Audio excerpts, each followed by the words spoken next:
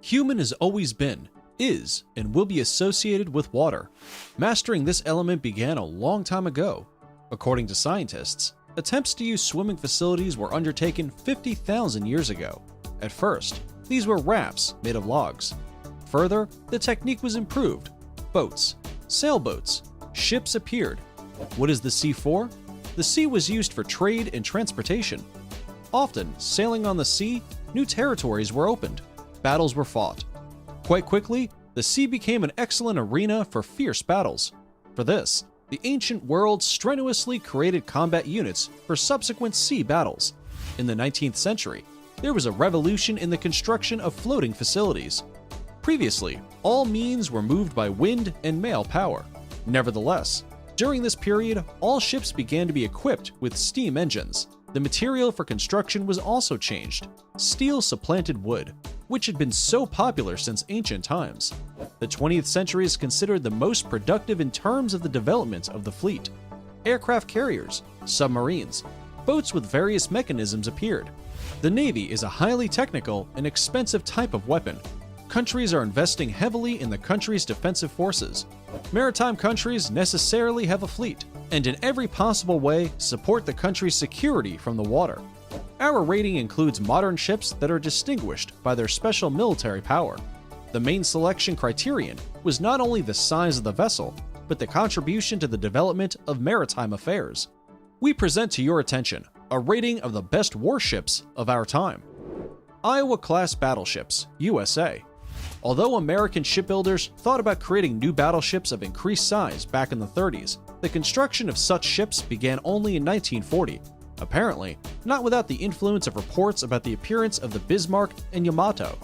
The first battleship of the new series, Iowa, was put into operation only at the end of February 1943, but it managed to take part in the war in the Pacific. In total, 4 ships of this class were subsequently built. The total displacement of the Iowa was 58,000 tons with a length of 885 feet. Initially, the main weapon of this battleship was 9 406mm guns. As American tactics of war at sea changed significantly in 1941 to 42, the ship was used mainly to support aircraft carriers. The post-war fate of the Iowa-class battleships turned out to be bizarre. They were twice removed from the fleet and then returned to service. In the 80s of the last century, the ships were armed with Tomahawk missiles and were involved in a number of operations in the Persian Gulf. The last of the battleships of this class, Wisconsin, served in the U.S. Navy until 2006. Zubr class, LCAC, USSR, Russia. In 1988, a new type of amphibious assault ships appeared as part of the Soviet Navy, the Project 12322 Zubr LCAC. This complex abbreviation stands for Small Landing Hovercraft. Despite the presence in the full designation of the word small, Zubr became the world's largest military hovercraft for landing. The main advantage of this ship is its ability to move with ease both by sea and by land. Zubr can overcome trenches, pass over mines without causing their detonation, and freely mixes through the swamp. Worldwide, only 30% of the total length of the seacoast is inaccessible for this ship. In all other cases, the landing will be delivered to its destination, and in a short time. Zubr is very fast. It develops a speed of up to 60 knots, over 68 miles per hour. The nominal capacity of the ship is 366 people and 10 armored personnel carriers. Instead of armored personnel carriers, you can take on board 3 tanks or 8 infantry fighting vehicles. In addition, the Zubr is not just a transport, it is armed. Cruiser, Moskva, Russia. Moskva is a Russian Guards missile cruiser, the lead ship of Project 1164 Atlant. It is part of the 30th Surface Ship Division of the Black Sea Fleet of the Russian Navy. After the Project 1123 anti-submarine cruiser Moskva was decommissioned, it inherited its name and became the flagship of the Black Sea Fleet. Designed to deliver strikes against large surface ships of the enemy, provides combat stability of naval anti-submarine groups. Also, air defense of remote formations, fire support for the landing. Moscow's main weapon is the Vulcan missile system, with a range of up to 341 to 434 miles. Length is 611 feet, width 68 feet, height 139 feet, full speed 32 knots, 36 miles per hour. Cruising range, 2,500 nautical miles. American-class amphibious assault ship, USA. The Universal Amphibious Assault Ships, as you might guess, were created for carrying out landing operations. However, the Americans have extensively expanded this definition. The new America-class UDC is, in fact, a mini aircraft carrier capable of carrying a solid air group of 22 fifth-generation F-35B fighters. These aircraft take off from the deck using a short takeoff run and land vertically. Nevertheless, there are other configurations. The UDC can carry many V-22 tilt rotors, which can deliver troops by air much faster than conventional helicopters. The lead ship of the USS America series was commissioned into the US Navy in 2014, and in total, the Americans want to receive 12 such ships. In the future, they will replace the UDC of the Wasp type.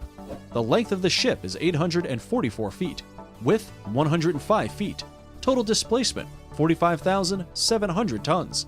The crew consists of 1,059 crew and troops. Aircraft carrier Charles de Gaulle, France. This is the only nuclear aircraft carrier of the French Navy. The authorities wanted to lay down another one, but this idea was abandoned, given the huge cost of the warship. In any case, we have before us the largest European aircraft carrier. The basis of the ship's power is Generation 4++ Rafale M fighters. In total, it can carry up to 40 aircraft. In terms of its combat potential, Charles de Gaulle is inferior to American aircraft carriers. They are larger in size and can carry a larger number of winged vehicles. However, Charles de Gaulle also proved its combat effectiveness more than once.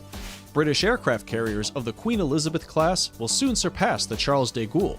The aircraft carriers Queen Elizabeth and Prince of Wales have already been launched and are undergoing sea trials.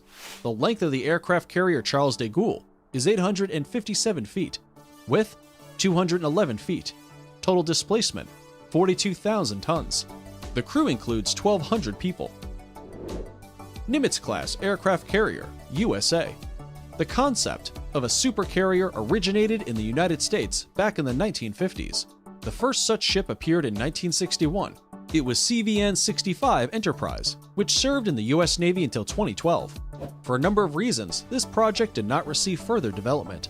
Instead, starting in 1968, construction began on even larger Nimitz-class supercarriers.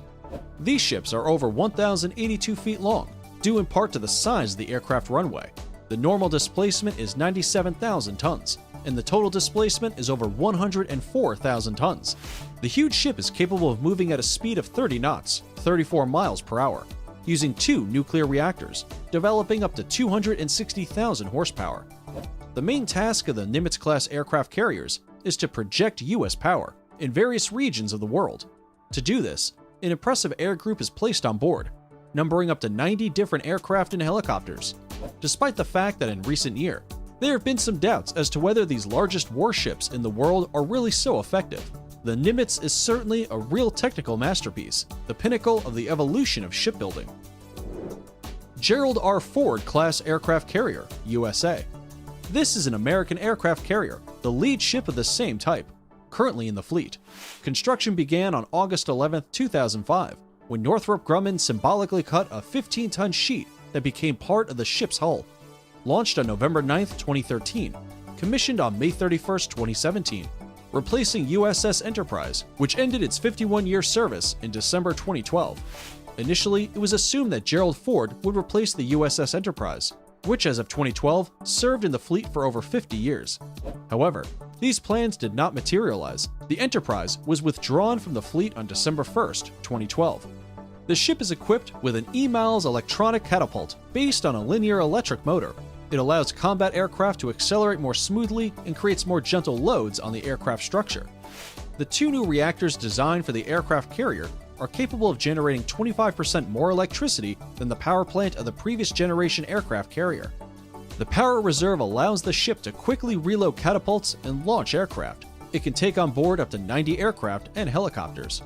With a reduction in the number of crew members, the operation of the aircraft carrier would have to cost the United States $4 billion less than its predecessor.